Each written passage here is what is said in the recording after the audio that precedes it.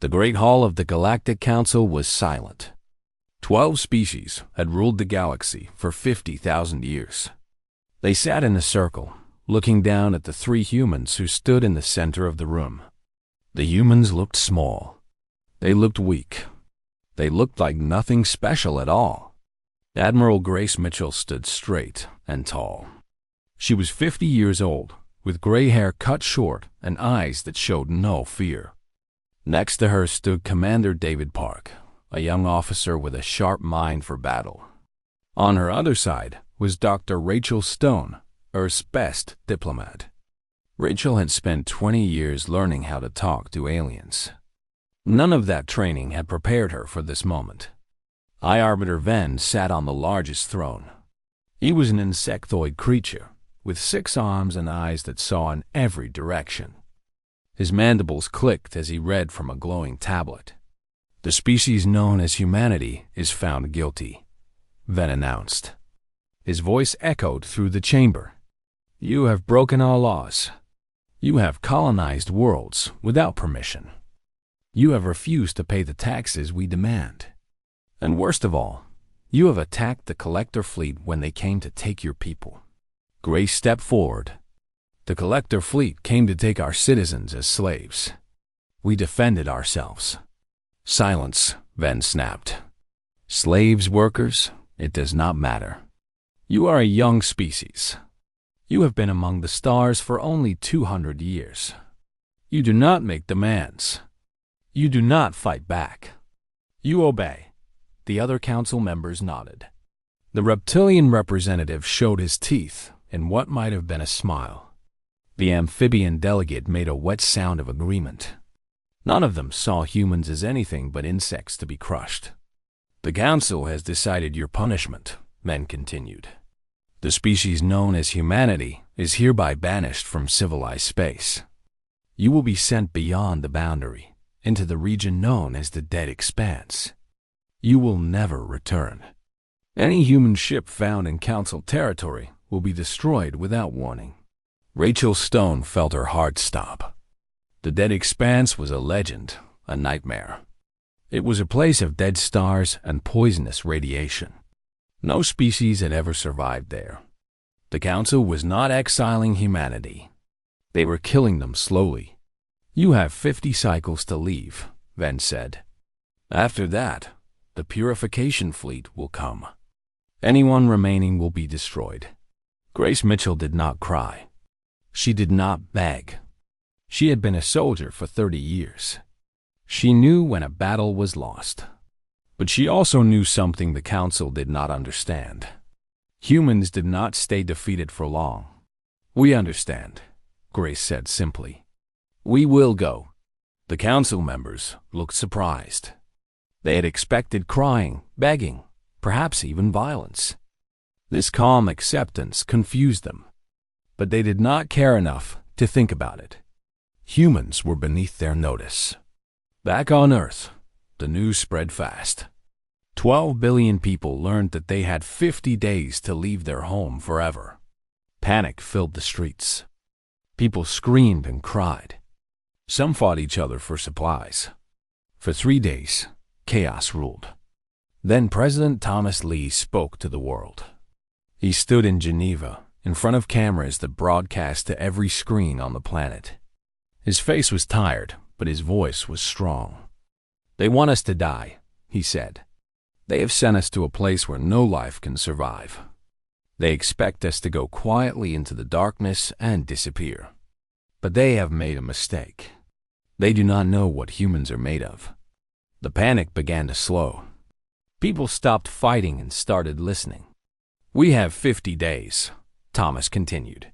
"In 50 days, we will leave this world. But we will not die. We will survive. We will find a way. Because that is what humans do. We survive." The Great Evacuation began. It was the largest movement of people in all of human history. Every ship that could fly was put to work. Cargo vessels were converted into passenger ships. Military cruisers became floating cities. Engineers worked day and night, building new vessels from anything they could find. Dr. Michael Torres led the engineering teams. He was a quiet man who spoke more to machines than to people. But he was a genius. In 30 days, his teams built 200 new ships from scrap metal and spare parts. They don't need to be pretty, Michael told his workers. They just need to fly and keep people alive. Grace Mitchell was given command of the evacuation fleet. She stood on the bridge of her new flagship, a massive vessel that the crew had named Defiance. The name was chosen by vote. Every person on board wanted the council to know that humans would not go gently. "How many ships do we have?" Grace asked David Park. 912, David answered, carrying approximately 11 billion people.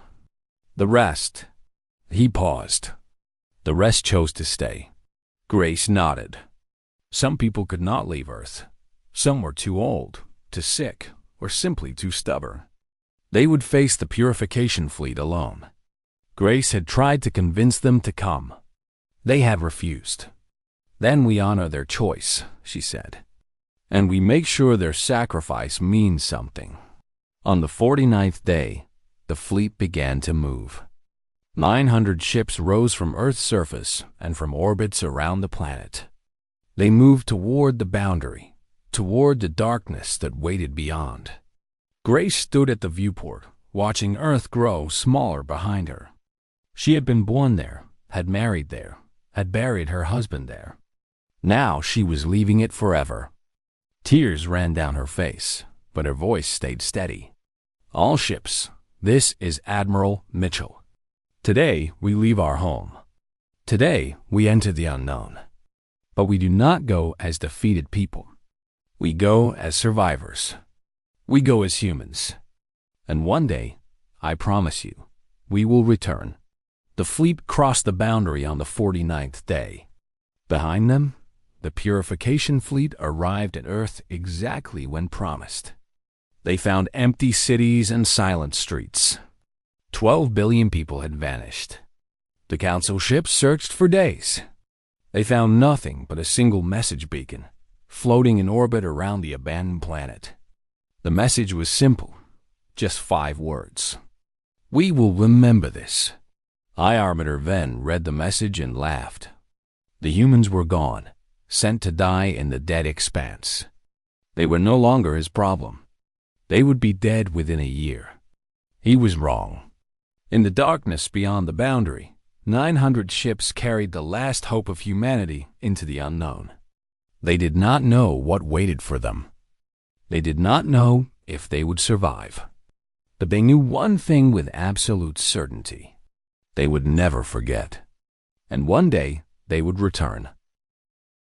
The dead expanse was worse than anyone had imagined. The first ship died 3 days after crossing the boundary. A radiation storm appeared from nowhere, tearing through the hull of a transport vessel carrying 8,000 souls. There was no time to rescue them. There was barely time to mourn. Admiral Grace Mitchell watched the ship disappear from her screen. She closed her eyes for one moment, allowing herself to feel the loss. Then she opened them again and gave orders. The fleet had to keep moving. Stopping meant death. Over the next year, 63 ships were lost. Some were killed by radiation. Others were pulled apart by gravity wells that appeared without warning. A few simply vanished, their signals cutting off in the middle of normal communication. The dead expanse earned its name every single day. On the Defiance, Commander David Park worked without sleep. He plotted courses through the dangerous space, trying to find safe paths for the fleet. Every time he thought he had found one, something new appeared to kill them. "This place is alive," he told Grace one night. "It's like it's trying to murder us." Grace nodded. She felt the same way. The dead expanse seemed to hate them, to actively hunt them. But she could not say that to the fleet. They needed hope, not despair. Dr. Emily Foster was the fleet's best scientist. She was young, only 32, but her mind was sharper than anyone Grace had ever met. Emily spent her days studying the expanse, trying to understand its patterns. "There has to be something here," Emily said during a meeting. "The council would not send us to a place with nothing. They would want us to suffer slowly, to see hope and have it taken away. There must be planets somewhere." She was right. 3 months into their journey, Emily's scanners found something impossible. Hidden inside a cloud of poisonous gas, protected from the radiation by the very thing that seemed deadly, was a star system. Not just any system. 7 planets orbited 3 stars that moved in perfect harmony. And 3 of those planets could support human life. "How is this possible?" Grace asked, staring at the readings. "The gas cloud," Emily explained. "It blocks the council's scanners completely. They never knew this was here. We only found it because we were inside the cloud, not looking at it from outside." Grace felt something she had not felt in months. Hope. The fleet changed course toward the hidden system. It took 2 more months to reach it, and 12 more ships were lost along the way. But when the survivors finally arrived, they found something beautiful. The largest planet had blue oceans and green land. It had air they could breathe and water they could drink. They named it Foundation because it would be the foundation of their new civilization. The other habitable planets were named Hope and Promise. The 4 remaining worlds were harsh, but they could be changed over time. The system itself was named Haven. It was their new home. Building began immediately. Michael Torres led the construction teams, turning refugee ships into building materials. Cities rose from empty ground. Farms were carved into hillsides. Schools were built for children who had been born during the journey. For 10 years, humanity focused on survival. They grew food, built houses, and raised families. Children who had never seen Earth learned about it in classrooms. They learned about blue skies and green forests, about oceans so large you could not see the other side. Earth became a legend, a story told to remind people where they came from. But survival was not enough. The older generation remembered what had been done to them. They remembered the council's arrogance, their casual cruelty.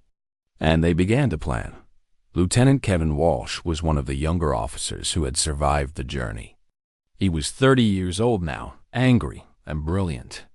He came to Grace with a proposal that would change everything. "We need to build a military," he said. "A real one. Not for defense. For revenge." Grace looked at the young man for a long time. She understood his anger. She felt it herself every day. But she was also practical. "The council has thousands of warships," she said. "We have less than 800 vessels, most of them damaged." "Then we build more," Kevin replied. "And we build them better. The council has not changed their technology in 10,000 years. They think they have reached perfection. But humans never stop improving. We never stop learning." Grace thought about this. She thought about the message she had left at Earth. We will remember this. It had been a promise, a threat. Now it was time to make it real. She approved the creation of the Initiative for Strategic Development. It was a secret program, hidden even from most of the population. Its purpose was simple: build weapons and ships that could challenge the council. Michael Torres was put in charge of engineering. He gathered the best minds in the fleet and gave them one instruction: build me something the council has never seen. They worked for 15 years. They developed new engines that did not need the council's hyperspace gates. They created weapons that could cut through shields the council considered unbreakable. They built artificial intelligences smarter than any organic brain, machines that could fight and think and learn. The council had banned these technologies long ago. They were considered too dangerous, too unpredictable. But humanity had nothing to lose. They had already been sentenced to death. What was one more broken rule? Emily Foster made the greatest discovery. She found a way to fold space itself, to create doorways that allowed ships to travel instantly across vast distances. The Council's hyperspace gates took hours to charge and could only connect fixed points. Emily's rifts could open anywhere, anytime. We can appear behind them before they even know we're coming, Emily said with a smile that held no warmth. 20 years after the exile, the Haven system had become something remarkable. 15 billion humans lived across 7 worlds. 9,000 warships waited in hidden shipyards. And in the largest dry dock, construction was finishing on a vessel unlike anything the galaxy had ever seen. They called it Prometheus, named after the god who stole fire from heaven and gave it to humanity. It was 3 kilometers long, bristling with weapons, carrying enough firepower to destroy a planet. It was not a warship. It was a message.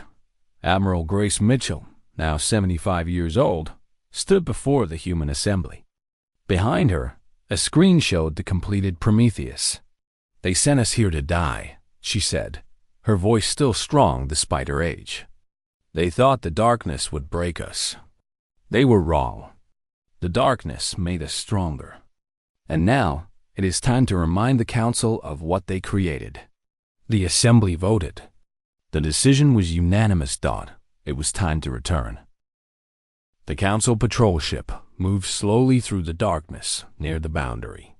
Lieutenant Koss commanded the vessel, a reptilian officer who had served for 30 years without seeing any real action.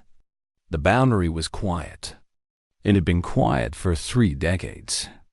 The humans were long dead, forgotten by a galaxy that had never cared about them.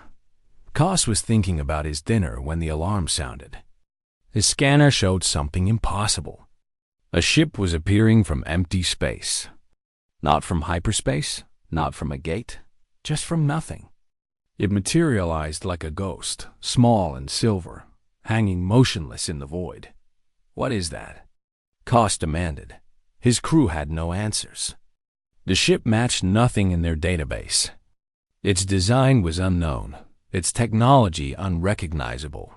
It simply floated there, waiting. "Open a channel," Koss ordered. "Tell them to identify themselves." The response came immediately. A human voice, calm and clear. "This is Captain Daniel Reed of the Human Commonwealth. Vessel Swift, we request permission to speak with the Galactic Council." Koss felt his blood turn cold. Humans. Impossible. They had been sent to die 35 years ago. Nothing survived in the dead expanse. Nothing. "Human vessel," Koss said, trying to keep his voice steady. "You are in violation of Council law. You were banished. You cannot be here." "And yet here I am," Daniel replied. There was something in his voice, something that sounded like amusement. "I suggest you contact your superiors. Tell them Admiral Mitchell sends her regards." Koss did not know what to do. He had 12 warships under his command, more than enough to destroy one small vessel. But something felt wrong. This human had appeared from nowhere, using technology Koss had never seen. He was too confident, too calm. The decision was made for him. High Command responded within minutes. Koss received direct orders from the Council itself. Destroy the human ship. Destroy all evidence of human survival. This information must not spread. Koss gave the order. His 12 ships moved into attack formation, weapons charging. The human vessel did not move, did not run, did not even raise shields. "Human ship, you will be destroyed," Koss announced. "This is your final warning." Daniel's voice came back, still calm. "You were warned first, Lieutenant. Remember that." The sky tore open. There was no other way to describe it. The blackness of space simply ripped apart, and through the holes came ships. Dozens of ships. Hundreds of ships. Ships larger than anything Koss had ever seen. Sleek and deadly, and covered in weapons that glowed with terrible energy. And leading them all was a monster. A vessel 3 kilometers long, so massive it blocked out the stars behind it. Its name was written on its hull in letters 100 meters tall. Prometheus. Koss tried to give orders. He tried to call for reinforcements. But his communications were dead, jammed by technology he could not understand. His weapons charged, but before he could fire, the human fleet struck Dodd. It was not a battle. It was a demonstration. The human weapons did not destroy the Council ships. They disabled them with surgical precision. Engines died. Weapons went offline. Shields collapsed like paper. In 4 minutes, 12 Council warships were floating helpless in space, their crews alive but completely powerless. Daniel Reed flew his small ship past the crippled vessels, broadcasting on an open channel. "Tell your masters that humanity has returned. We will be waiting for their response." I suggest they respond quickly. On the bridge of the Prometheus, Admiral Grace Mitchell watched the operation with cold satisfaction. She was 81 years old now, her hair white and her face lined with decades of struggle. But her eyes were sharp, her mind clear. She had waited 35 years for this moment. "Report," she said. General Kevin Walsh stood beside her, no longer a young lieutenant but a seasoned commander. "All enemy vessels disabled. 0 casualties on both sides. Our technology performed exactly as designed." Grace nodded. "Send the message." The message was broadcast across every frequency the Council used. It was simple and direct. "This is Admiral Grace Mitchell of the Human Commonwealth. 35 years ago, your Council sentenced humanity to death. We did not die. We grew stronger. We have returned. We request a meeting with the Council to discuss the future relationship between our species. You have 30 days to respond. Do not test our patience." The message reached the Council within hours. High Arbiter Venn, ancient now but still clinging to power, read it in his private chamber. His mandibles clicked in what might have been fear or might have been rage. "Impossible," he whispered. "This is impossible." But the evidence was undeniable. The patrol fleet was silent, their ships drifting without power. And somewhere beyond the boundary, a human armada waited. Venn called an emergency session of the Council. The 12 species gathered, many of them confused, some of them terrified. They had ruled the galaxy for 50,000 years. They had never faced a challenge like this. "The humans have returned," Venn announced. "They have technology we do not understand. They disabled 12 warships without causing a single death. This is not the primitive species we exiled. This is something new." Representative Mora of the Amphibian Collective spoke first. "Then we destroy them. We gather our fleets, we cross the boundary, and we wipe them out. With what?" Venn snapped. "They appeared from empty space. They jammed our communications. They broke through shields that should have been unbreakable. We do not know where they are or how many ships they have. An attack would be blind and stupid." The Council argued for hours. Some wanted war. Some wanted to ignore the humans, pretend they did not exist. A few, very few, suggested actually meeting with them. In the end, Venn made the decision. He did not trust the humans. He hated them for surviving, for defying his sentence, for making him look foolish. But he was also practical. He needed to know what he was facing before he could destroy it. "We will meet with them," Venn announced. "We will hear what they want, and then we will decide how to crush them." The response was sent. The Council would receive the human delegation in 30 days. On the Prometheus, Grace Mitchell received the news. She smiled, but there was no happiness in it. "They think this is a negotiation," she said to Kevin Walsh. "They think they can manipulate us, learn our secrets, and then destroy us." "What do we do?" Kevin asked. Grace turned to face the viewport, staring out at the stars that had once been forbidden to her people. "We show them exactly what they created. We show them what happens when you try to destroy humanity. and we make sure they never ever forget. The countdown began. In 30 days, humanity would face its former masters, and nothing would ever be the same. The council chamber had seen many things in 50,000 years. It had witnessed the rise and fall of empires.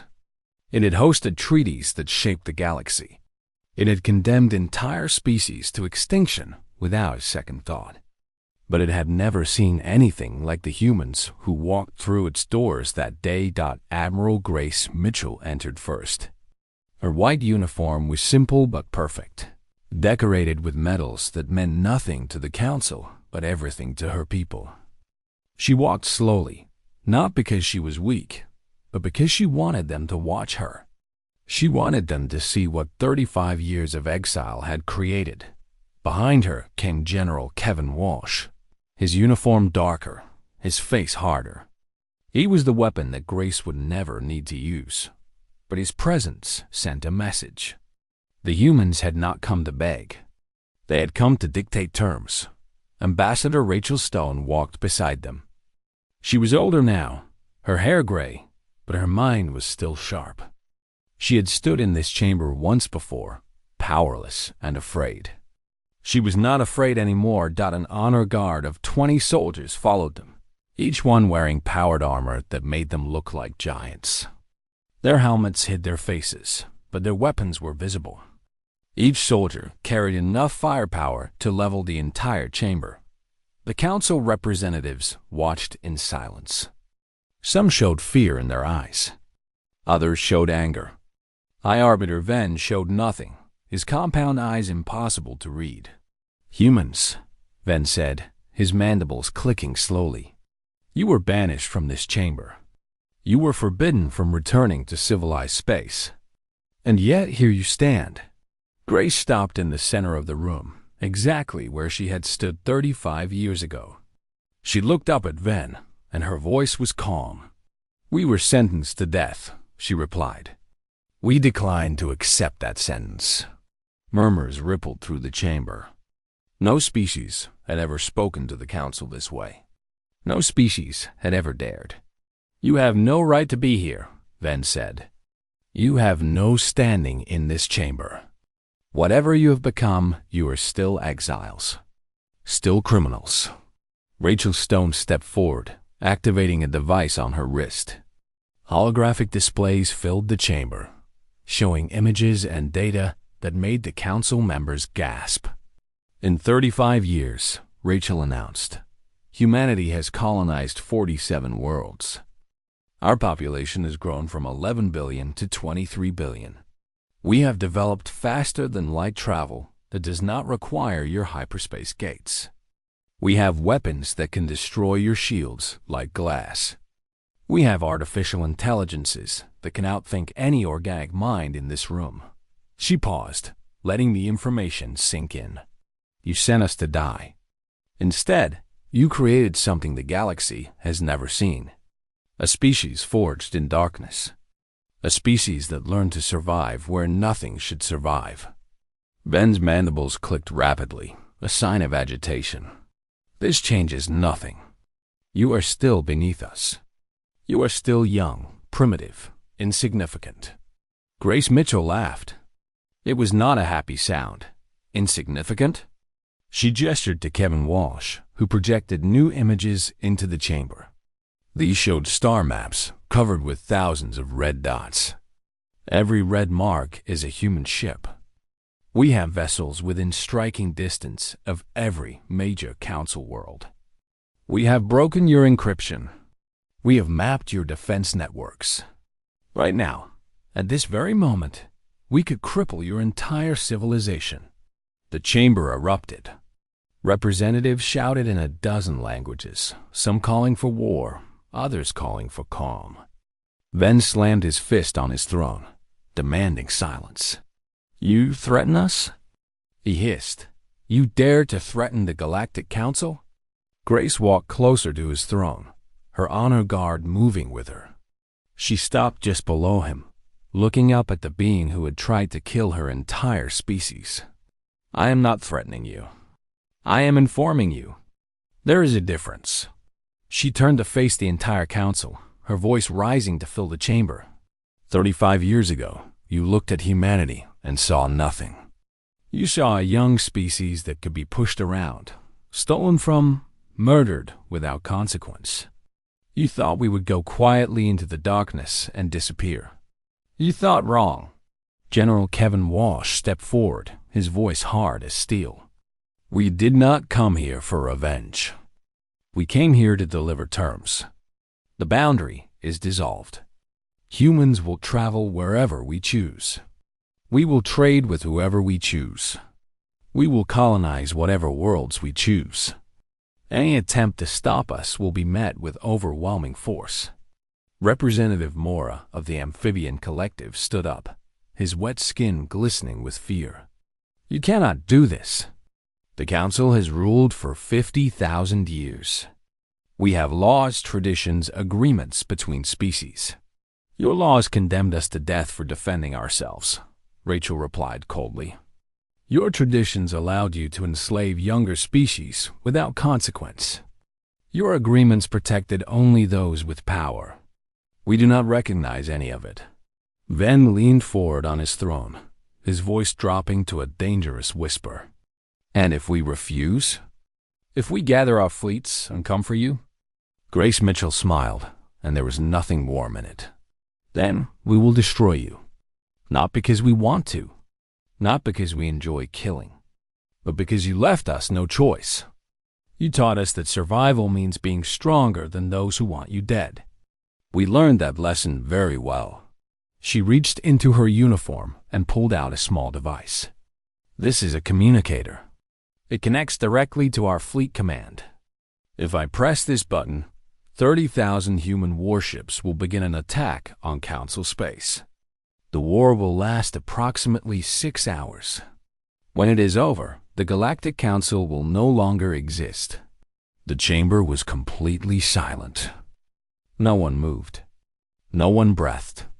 But I do not want to press this button, Grace continued. We did not survive 35 years of hell just to become monsters. We came here to offer you a choice. Accept us as equals. Trade with us. Learn from us. Let us show you what humanity can offer the galaxy. Or refuse and learn what the dead expanse taught us about survival. She held up the communicator, her thumb resting on the button. Choose. The Council voted. For the first time in 50,000 years, they voted out of fear instead of arrogance. The result was not unanimous, but it was enough. Humanity was recognized as a sovereign power with full rights in the galaxy. The exile was officially ended. Ambassador Rachel Stone would take a permanent seat on the Council dot. As Grace Mitchell turned to leave, Ven called out to her. You think you have won, human, but this is not over. We have ruled for 50,000 years. We will not forget this humiliation. Grace stopped at the door and looked back. Neither will we. That is the point. She walked out of the chamber, leaving the Council to contemplate what they had created. In the darkness of exile, humanity had been reborn, and the galaxy would never be the same. The treaty was called the Haven Accords, named after the system that had kept humanity alive through the darkest years. It was signed in a ceremony that was broadcast across the entire galaxy. Billions of beings watched as High Arbiter Ven pressed his seal next to Admiral Grace Mitchell's signature. Neither of them smiled. The terms were simple but revolutionary. Humanity was recognized as a sovereign power with all the rights of the elder species. The boundary was abolished forever. Humans could travel, trade, and settle anywhere they wished. In return, humanity agreed not to attack Council worlds and to share certain technologies with the galactic community. Ambassador Rachel Stone took her seat on the Council 3 days later. She was the first human to hold such a position, and many of the other representatives refused to look at her. She did not care. She had not come for their friendship. She had come to make sure they never forgot. What happened when you tried to destroy her people? The galaxy changed quickly after that. Human ships appeared in ports that had never seen them before. Human traders offered goods and technologies that amazed the other species. Human scientists shared discoveries that advanced galactic knowledge by centuries. Some species welcomed the humans. They saw opportunity, partnership, a chance to grow beyond the Council's rigid control. Others feared them. They remembered the fleet that had appeared from nowhere, the weapons that had crippled warships in seconds. The cold determination in human eyes dot in the Haven system. Life went on. The 7 worlds continued to grow and prosper. Children were born who had never known the exile, who learned about Earth only from stories and pictures. To them, Haven was home. Earth was a legend, a distant memory of where their ancestors had come from. Admiral Grace Mitchell retired 1 year after the treaty was signed. She was 82 years old, and her body was finally beginning to fail. But her mind remained sharp, and her last duty was to address the human assembly one final time. The chamber was packed. Every seat was filled, and thousands more watched on screens across all 7 worlds. Grace stood at the podium, wearing her white uniform for the last time. "When I was young," she began, "I watched Earth disappear behind me. I thought I would never see blue skies again. I thought I would never feel rain on my face. I thought we were finished." She paused, looking out at the faces before her. Some were old, survivors of the exile who remembered every moment of those terrible years. Others were young, born in Haven, knowing nothing but the world humanity had built from nothing. "I was wrong," Grace continued. "We were not finished. We were just beginning. The Council sent us to die because they feared what we might become. They should have feared what we already were." She smiled, and for a moment, the hardness left her face. Humanity is not a place. It is not a planet or a system or even a fleet of ships. Humanity is a promise we make to each other. A promise that no matter how far we fall, we will rise again. No matter how dark the night becomes, we will find the light. No matter who tries to destroy us, we will survive. The chamber erupted in applause. People stood, cheering, crying, embracing each other. Grace Mitchell waved once, then stepped away from the podium for the last time. She died 3 months later, peacefully, in her home on Foundation. Her funeral was attended by millions. Ships from across human space came to pay their respects. Even some alien vessels appeared, representatives from species who had come to admire the humans they once feared. But the story did not end with Grace Mitchell. 2 years after her death, Dr. Emily Foster called an emergency meeting of the new Human Council. She was director of Deep Space Observation now, responsible for watching the darkness beyond the dead expanse. What she had found terrified her. "We detected this signal 3 weeks ago," she explained, projecting data onto the chamber's screens. "It came from beyond the expanse, from regions we have never explored. At first, we thought it was natural, just background noise. But our computers analyzed it and found patterns. Complex patterns. Intelligent patterns." The council members leaned forward, their faces showing concern. "There is something out there," Emily continued. "Something vast. Something that has been watching us." The signal increased dramatically after we defeated the council. Whatever this is, it noticed what we did. It noticed us. General Kevin Walsh studied the data carefully.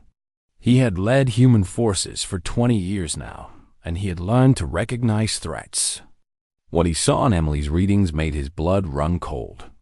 "How big?" he asked. "We cannot tell exactly," Emily admitted. "But based on the signal strength and the energy signatures we have detected, we estimate hundreds of ships, maybe thousands. And their technology is unlike anything we have ever seen. It makes our weapons look like toys." The chamber was silent. Humanity had defeated the Galactic Council, the rulers of the known galaxy. They had thought their greatest challenge was behind them. They were wrong. Ambassador Rachel Stone spoke from her seat. What do they want? We don't know, Emily replied. But they are moving. Slowly, carefully, but definitely moving. Toward the dead expanse. Toward us. Kevin Walsh stood up, his face set with determination. Then we prepare. We build more ships. We develop better weapons. We find out everything we can about this threat. We survived the Council. We survived the Expanse. We will survive this too. The Council voted unanimously to begin preparations.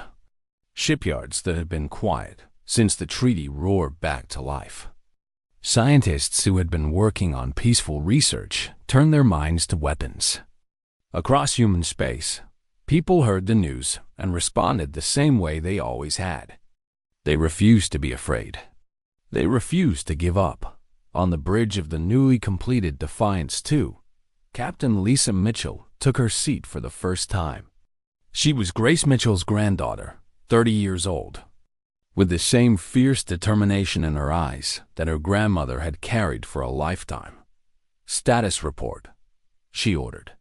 All systems operational, her first officer replied. The crew is ready. The fleet is assembled. We are awaiting your orders. Lisa looked out at the stars through the viewport. Somewhere out there, something was coming. Something unknown. Something dangerous. But Lisa Mitchell was not afraid. Fear was for species that gave up. Fear was for beings that accepted defeat. Humans did not accept defeat. They never had. They never would. Helm, Lisa said, her voice strong and clear. Set course for the unknown. Let us go meet whatever is out there. Let us show them what humanity is made of. The ship leaped forward, followed by 100 others. They flew into the darkness, toward a threat they did not understand, toward a future they could not predict. But they flew together. And that was what mattered. In the darkness between stars, something ancient stirred. It had watched the young species called humanity for a long time. It had seen them exiled, broken, rebuilt. It had seen them return and humble their former masters. It had seen them grow from victims into conquerors, and now it waited. The galaxy held its breath. A new chapter was about to begin. And humanity, as always, would face it head-on, because that was what humans did. They survived. They adapted. They conquered, and they never, ever gave up.